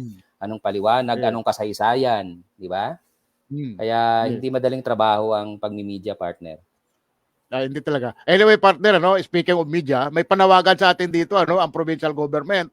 So sa pamamagitan ni Espedion Bernardo, nagpapanawagan ang provincial government ni Governor Otek Riano, pinadala sa atin ni kasamang Paul. Basahin ko lang, partner Sarado muna daw para sa mga sasakyan ang Balatukan, Anahaw Road dahil may bumigay na approach sa isang tulay dahil sa baha. Ipinapaayos na daw ng provincial government yung kalsada. Within 2 weeks daw, madadaanan na ulit. So yun. Yung may butas doon, naalala ko na yung partner, yung may butas doon dati pa. Nag-iba na. Baka sabi ko baka hintayin pa muna may mahulog doon bago yung aksyonan Ay binahaan siguro. Nagbaha ba ngayon? Wala naman. Medyo matagal na yon kasi may guho sa ilalim yun, partner Kaya nga, doon sa medyo palusong yun. So ulitin lang natin sa ating po mga nanonood ngayon Sa mga ingat. Unpassable muna, hindi muna daw madaanan, lalo siguro nung mga malalaki sasakyan, yung mga 4 wheels Pero siyempre yung mga motor baka pwede, pero sa kabuuan ang pinapaabot natin ay nananawagan ang provincial government na sarado muna para sa mga sasakyan ang Balatukan, Anahaw Road dahil may bumigay na approach sa isang tulay. So doon po sa mga nakikinig doon, pakikalat na po ninyo rin para ipakalat ng mabilis kasi ibig sabihin hindi madaanan yung papuntang Looc o kaya galing Looc papuntang Via Balatukan. Balatukan. So dito lahat dadaan sa Limonnorte. Highway. Limonnorte lang muna ang pwedeng madaanan. Mula bukas dapat dapat ito kung sino man ang nakakaalam ngayon, ang nakakapanood sa atin, pakikwan lang po ninyo sa inyong mga kababayan, sa mga kamag-anak, para po hindi rin sila maatraso kasi ang layo pag nandoon ka na at babalik ka, ang haba rin naman nun. So, Tama.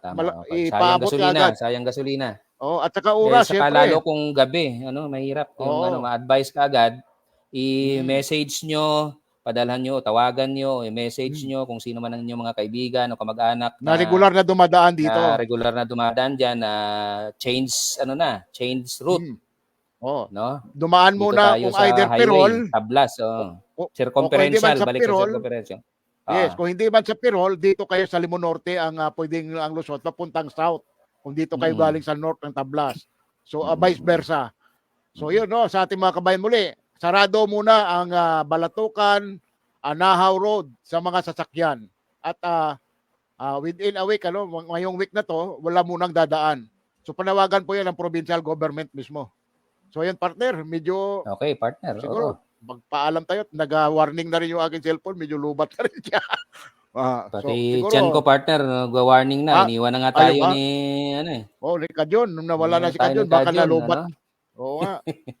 So balikan natin Anyway. ulit ito sa susunod natin, sa susunod na Sabado. Ito itutuloy natin at mag-update din tayo sa barikada. Marami tayong i-update dito sa mga pinag-usapan natin dito. At saka yung ating ESF din, hindi natin titigilan yan magkuha tayo ng update din doon. So Okay, partner, partner. At itong itong kailangan din nating antabayanan, medyo malaking problema ito dahil kasama ang Romblon sa inaasahang magsasuffer ng El Nino problems. Hindi lang naman ang Romblon, kundi isa tayo na panood ko sa balita yan, na isa tayo sa parang threatened ng malalang El Nino na kakaharapin natin. Hanggang sabi ng Pag-asa, hanggang next quarter ng 2020 ngayon ay magsisimula ng El Nino. So malaking problema yan sa supply ng tubig at pagkain dito sa ating lugar. So yung ating mga opisyal ng gobyerno ay kailangang paghandaan itong ganitong klase ng problema dahil problema ito sa klima at ang solusyon, hindi naman natin pwedeng pigilin yung klima, ang solusyon dito ay kailangang handa ang ating pamahalaan na makatulong at makapagbigay ng anumang assistance o ayuda sa ating mga mamamayan na maapektuhan nitong El Nino. Lalo na ang ating mga magsasaka at lalo na sa mga lugar na problema ang tubig. Partner. Okay. So thank you partner Thank you sa oras at maraming salamat at tayo ay magpaalam na rin. So thank you partner. So hindi recess lang tayo, hindi muna tayo mag-adjourn partner dahil sa Sabado sa parehong oras, parehong palatuntunan ay magkikita-kita po ulit tayo. Magandang gabi po sa inyong lahat. Si Ka Wilson Portalesa po dito sa Mata ng Bayan, Romblon News Network. Maraming salamat partner at kami rin po ay magpapaalam na sa lahat po na sumabaybay sa atin mula simula hanggang po ngayon na hindi po bumitaw. Maraming salamat po sa inyo. Kami po ay magpapaalam na magbabalik po kami sa susunod na Sabado. Abangan niyo po kami. Maraming salamat po. Muli ito po ang inyong lingkod, Awe Eranes na lagi nagsasabing, Diyos mabalos sa inyong gabos. Lord, kayo na po ang bahala.